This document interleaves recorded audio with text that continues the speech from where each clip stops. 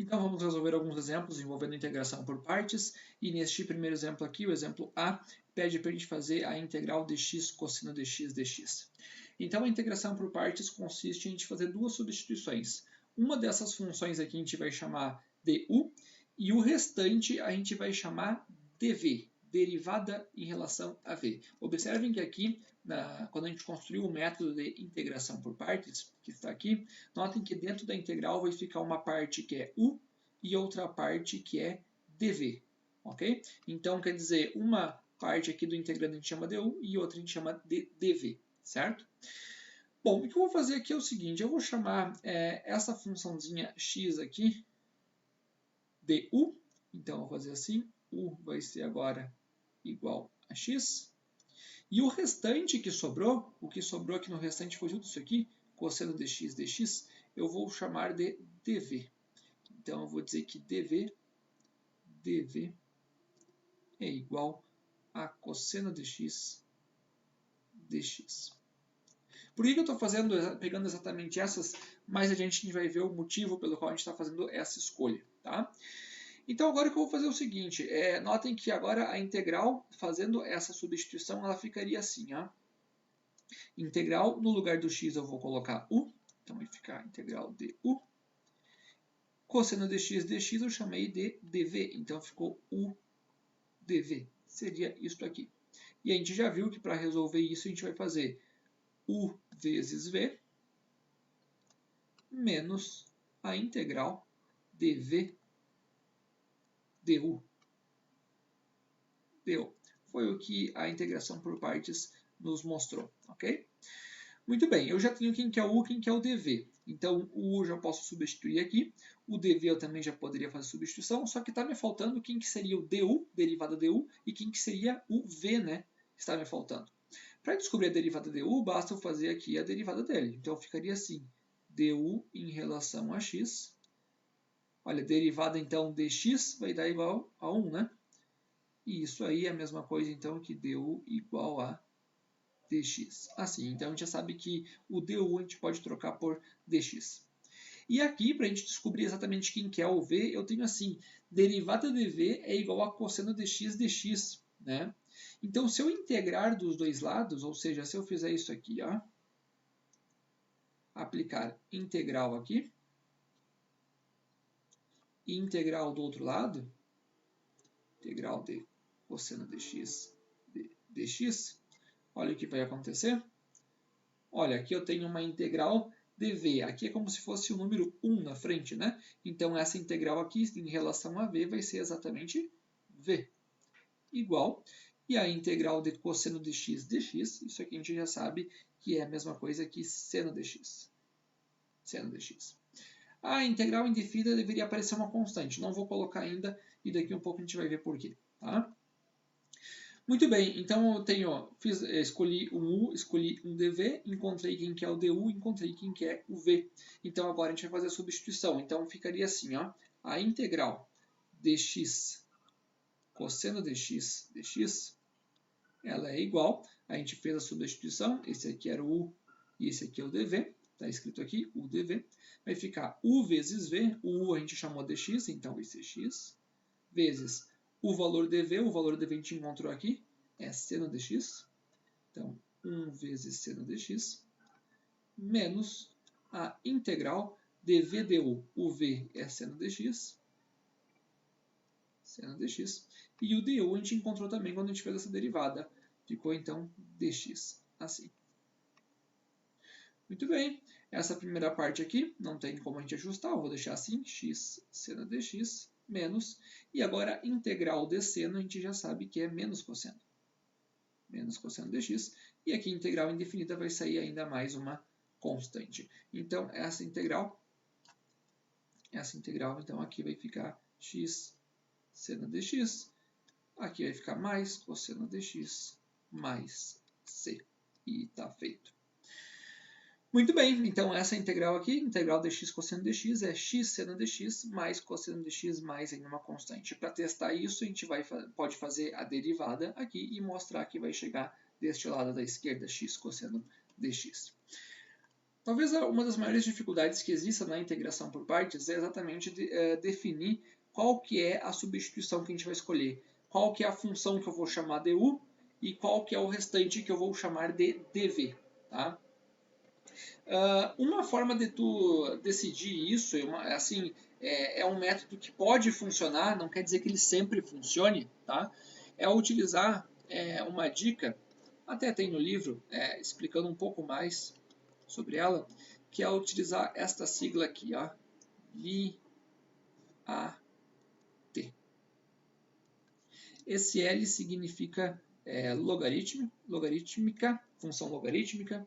Esse significa inversa trigonométrica inversa. Eu vou lembrar aqui, inversa trigonométrica. Por exemplo, um arco seno, um arco tangente, arco cosseno, enfim. Esse A é de algébrica.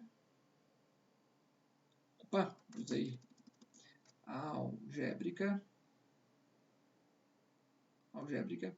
Este T é de trigonométrica, e este I aqui é de exponencial. O que significa isso? Significa o seguinte, se a gente tiver uma integral, e nessa integral tiver envolvido, então, funções desse tipo, sempre nesta ordem aqui que aparece, a gente vai escolher nessa ordem uma para ser o u e o resto para ser o dv. Então, por exemplo, se apareceu uma que seja inversa trigonométrica e outra que seja, por exemplo, exponencial. A inversa trigonométrica ela aparece antes, então é essa aqui que tu vai chamar de u e o restante aí tu vai chamar de dv. Se apareceu, por exemplo, logarítmica e algébrica, tu vai chamar logarítmica de u e algébrica, e o restante, né, no caso aí, de dv. Tá? Esse é um método que geralmente funciona. Então, observe o seguinte, aqui eu tinha uma integral que era x cosseno de x. Esse x aqui seria algébrica, é um polinômio, tá? Essa aqui seria algébrica e esse cosseno de x é uma trigonométrica. E observe então que pela essa sigla aqui a gente vai chamar a algébrica de u, que foi o que a gente fez, algébrica de u, e o restante a gente chamou então de dv. Tá? Esse é um jeito de tu fazer, né? Não quer dizer que sempre funcione, mas é pelo menos um primeiro passo que a gente pode dar aí para começar a fazer substituições, tá? A fazer essa integração por partes. Vamos ver um outro exemplo? Tem aqui, ó, integral de x e na x. Vamos pensar já em relação a esta sigla, né? Essa sigla.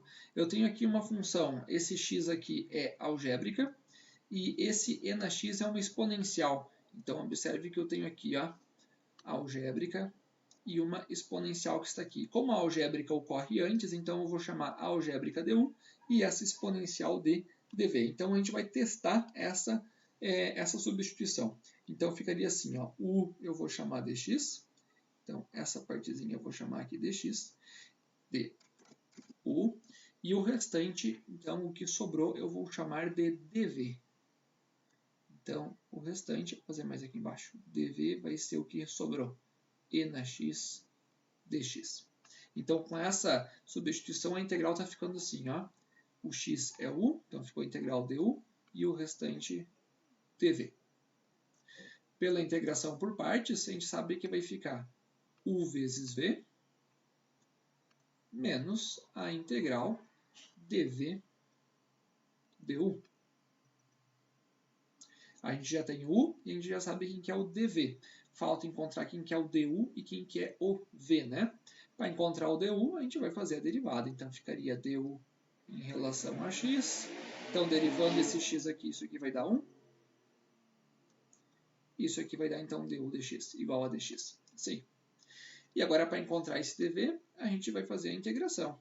Então, ficaria integral de dv é igual a integral de e na x dx. Olha, integral dv vai ser v. E integral de e na x vai ser e na x. Né? Então, ficou assim. Agora sim, vamos fazer então a substituição. Então, ficaria a integral de x e na x dx, é como está aqui, vai ficar u vezes v, u eu chamei de x, vezes o v, que eu chamei de e na x. Encontrei ele aqui como sendo e na x, né? Menos integral de v du. O v é e na x. E o du a gente encontrou como sendo dx. Então ficou assim. Bom, e aí resolvendo essa integral, então ficou x e na x, menos integral de e na x, exatamente e na x, vai sair aqui mais ainda uma constante. E está feito. Então significa que esta integral aqui, o resultado dela é x e na x menos e na x mais uma constante. Para testar, verificar se realmente é esta a resposta correta, basta fazer essa derivada chegar aqui. Ok? Então está aí mais um exemplo de integração por partes. Tá? Note o seguinte, que nos dois casos que a gente fez, a gente sempre acaba caindo de novo para resolver uma integral. Neste caso aqui, a gente caiu para resolver uma integral que era seno dx. Notem que essa integral aqui ela era muito mais fácil de resolver que essa. Essa aqui a gente não sabia. Agora a integral de seno dx a gente sabe. A mesma coisa aconteceu aqui no exemplo B. A gente tinha x e na x. A gente fez integração por partes e chegamos em uma outra integral que era e na x. É uma integral muito mais fácil de ser resolvida, que é exatamente e na x. Ok? Então está aí. Vamos fazer um último exemplo envolvendo integração por partes, que é esta aqui, integral de ln dx. Não confundo, lembro que integral de 1 sobre x dx, isso aqui é ln dx, né? Mais uma constante. Agora o que eu tenho é a integral de ln dx, né? Integrando essa função. Então, quanto que seria isso? É isso que está nos perguntando essa questão. Vocês podem até encontrar, no caso, aí, em algumas tabelas de integração, o resultado disso, mas vamos tentar construir essa integral aqui, fazendo exatamente a integração por partes. Muito bem, vamos pensar de novo na ideia do LIATE, que apareceu aqui, essa sigla, né? LIATE. O que eu tenho aqui é uma função logarítmica, ln dx, e não aparece outra função, na verdade aparece o 1 vezes ln dx, né? Então, esse 1 aqui seria uma função polinomial, no caso seria x na zero, a gente poderia pensar assim, né? Então, eu poderia chamar este 1 aqui, este 1 aqui seria a algébrica e esse ln dx aqui seria a trigonométrica. Observem que aqui nessa dica tem logarítmica, está aqui, ó. Aparece aqui a logarítmica. E a algébrica aparece mais à direita. Então, essa logarítmica aqui a gente chama de u, e essa algébrica a gente vai chamar agora de dv, né? Porque apareceu aí a logarítmica mais à esquerda. Então, vamos tentar fazer isso, olha só.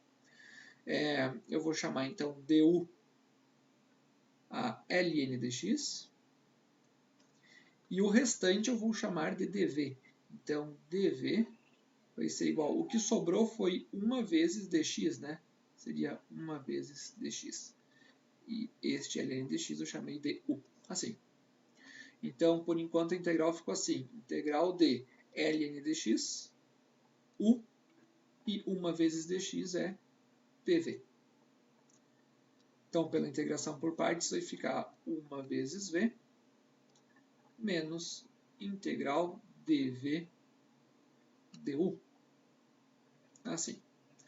Então, para encontrar o du, a gente vai derivar esta u, então vai ficar derivada de u em relação a x.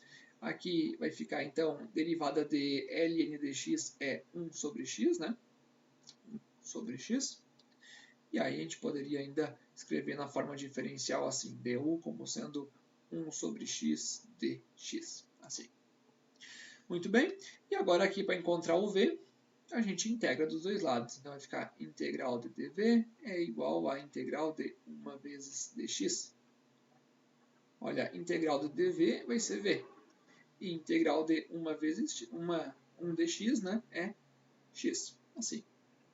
Muito bem, então fazendo a substituição, nós vamos ter integral de ln dx vai ser uma u vezes v. Então, u é ln dx, vezes o v a gente encontrou como sendo x. Assim, vamos colocar um parênteses aqui para não confundir.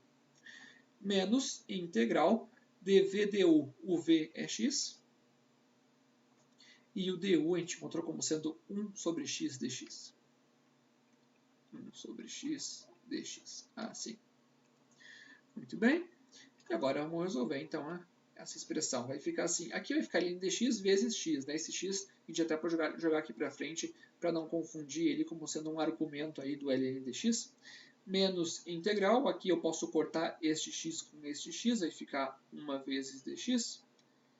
Então vai ficar x ln dx menos integral de 1 dx. É a mesma coisa que x, mais ainda uma constante. Então quer dizer que a integral de ln dx é x ln dx menos x mais uma constante. De novo, notem que eu tinha uma integral aí que era ln dx e na resolução por integração por partes a gente caiu em uma integral que era simplesmente integral de 1, né? 1 dx, ok? Muito bem, então aí estão três integrais que a gente resolveu por integração por partes. Repito que talvez o mais complicado seja escolher exatamente quem que vai ser o U, quem que vai ser o dv. Né? À medida que a gente vai resolvendo mais exemplos, fazendo exercício, essas coisas vão ficando mais claras. Uma dica é utilizar essa sigla aqui, LIAT, para decidir quem que é o U e quem que seria o dv. Não significa que sempre vai funcionar, tá? Na maioria dos casos, funciona esta substituição.